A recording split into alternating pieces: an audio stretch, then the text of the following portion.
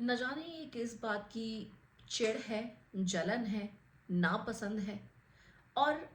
इस तरह से होना भी नहीं चाहिए जो हरकत की है अर्चना ने, डिम्पल ने और कुछ लोगों ने मिलकर अगेंस्ट मनीषा रानी। दरअसल द 50 शो के लास्ट एपिसोड में ये नज़र आया कि अर्चना डिम्पल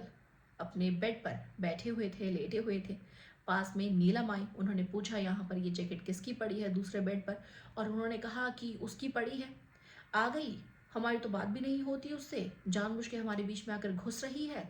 पता नहीं क्या मतलब है। पहले दूसरा रूम लिया था, फिर यहाँ पर आ गई, यहाँ पर आकर अपनी जैकेट रख दी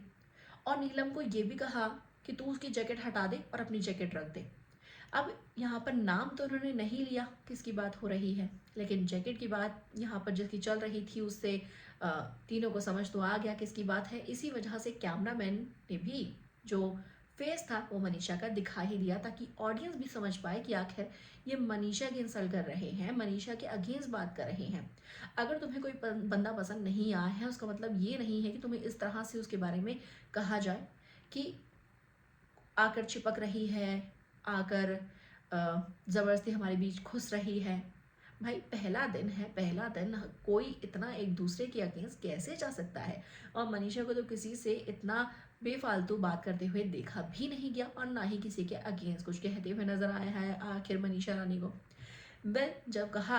अर्चना ने कि तू उसकी जैकेट हटा दे और तू खुद यहाँ पर लेट जा, बैठ जा, अपनी जगह बना ले बेड पे, तो नीलम ने भी ये बात कही कि कोई अगर अपनी जैकेट रख चुका है तो मैं उसकी जैकेट हटाकर अपनी जगह नहीं बनाऊंगी।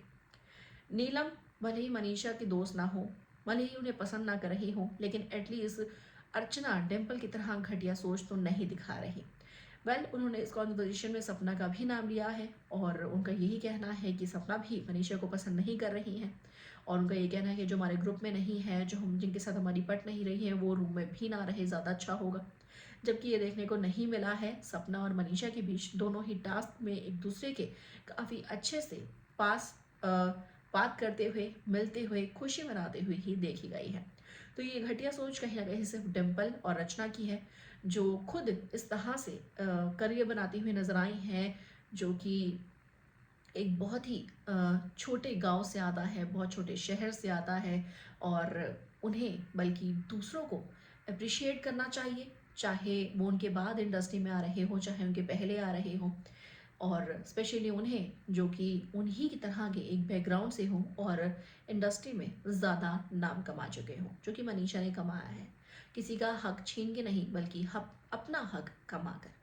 क्या कहेंगे इसके ऊपर आप सभी कमेंट करके हमें ज़रूर लेकर बताइएगा। वीडियो को लाइक शेयर, चैनल को सब्सक्राइब के बनाओ बिल्कुल भी ना जाए।